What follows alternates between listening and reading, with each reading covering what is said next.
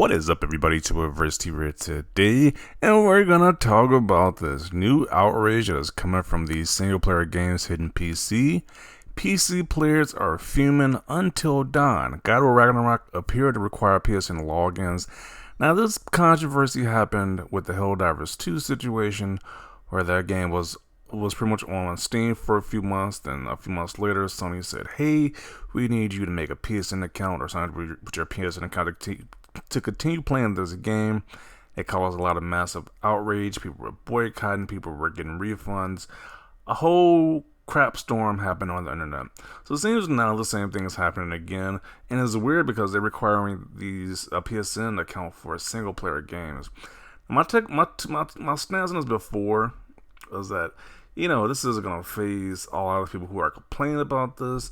It's just putting a PSN account, just attached, just signing with a PSN account. And I was like, but for single player games though, this one's kind of drawing the line. Like, really? I can understand multiplayer or whatever. I feel like it has more more truth to that being a thing, but they can make sure, it just seems like more validity to that statement. But single player games just seem kind of ridiculous. Like, if they're buying your game on Steam, why need to sign into another PSN hassle as well, login? Like, that's kind of pushing it to this point in time. Like, it's kind of ridiculous. So I don't know why they keep doubling down on this. Like, aren't you getting money regardless whether they log in or not? Like, it just kind of seems like some people have some type of control over the people who download their games to some extent. I don't know, maybe it's just for trophy integration, but I think you still get the Steam. You get the Steam trophies, I believe, for this game. So that's not even us. So I don't know why they want you to double down with this PSN login nonsense, but they're getting the controversy once again. But this is from Push Square. Let's see what they have to say about this right here. One of the biggest stories in 2024 is how Helldivers 2 exploded in popularity to such a degree that Arrowhead decided to postpone a pre-planned PSN login requirement on PC. If you know about this is what caused a major crap storm to happen. While it's extremely common for titles to mandate account logins like this one legitimate bugbear many PC players have had is that PSN technically isn't available in a number of countries. Yeah, that was the major concern that, I didn't know about before, but because you can't have access to PSN in certain these countries. And that's kind of a big deal because they can't even have access to the game. Like, why even make this extra step? It's like if somebody buys the game off Steam, let them just buy the game. It just seems like, why are you making a big hassle for PC players to download, to buy your games, to legit actually purchase your games? Because I've seen a thread, people are saying, hey, they're just gonna pirate your games now. They're just gonna pirate any game now. This whole PSN login. So it's like, I don't understand why I go through this nonsense right here.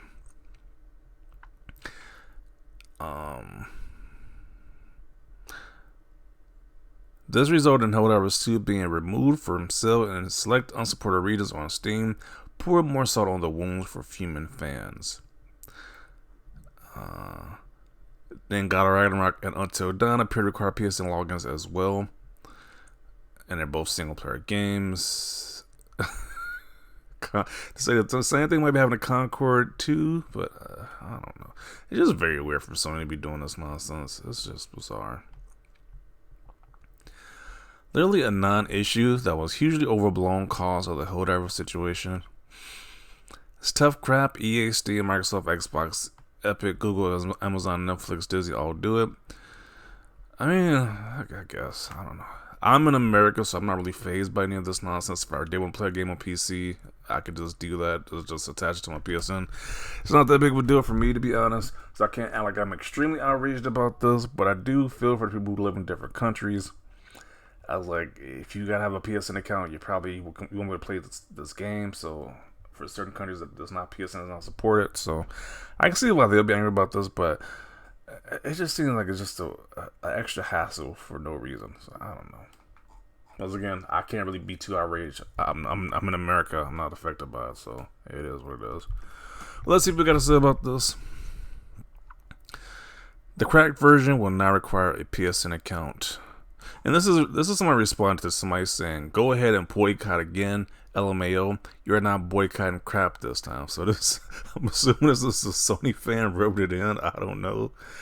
Uh, so this is the PC community responding back, saying the cracked version will not require a PSN account. Pretty much saying they're gonna pirate this game because we know how PC gamers are. You piss them off, they start pirating these games. So they start selling the 7 Seas, being Jack Sparrow. You're also scared of PC gamers standing up to Sony again, because we'll just pirate it. I bet those words are foreign to you. It's an easy boycott for the citizens of 170 plus countries that are literally locked out of buying the game. Why would you support a corporation's anti-consumer practice? Like, the people who are supporting this nonsense, it does kind of sound like you're just like kissing Sony's behind at the end of the day. Like, at the end of the day, why they need people to sign up to PSN? It's just like, especially if people from different countries can't play the game, it just doesn't make any sense.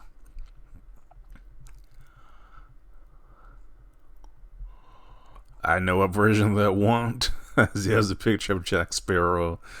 Yeah, PC gamers are definitely about the business of pirating games. When these companies piss them off, they would definitely pirate that company's games. They make it very well known. So it's like, I'm still like wondering, like, if you know the PC community don't like these practices, why do they keep doubling down on these practices? It just doesn't make any sense. Like, to a certain extent, you can get over on console games because we don't got too much of an option other than go to PC. But PC gamers, they have the option to easily just pirate your game. So I don't know why they keep doing these dumb decisions.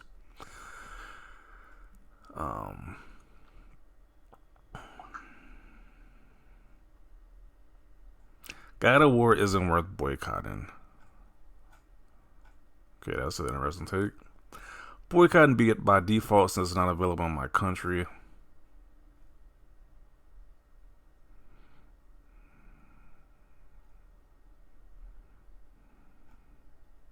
Yeah, they're definitely Sony's gonna pirate the game.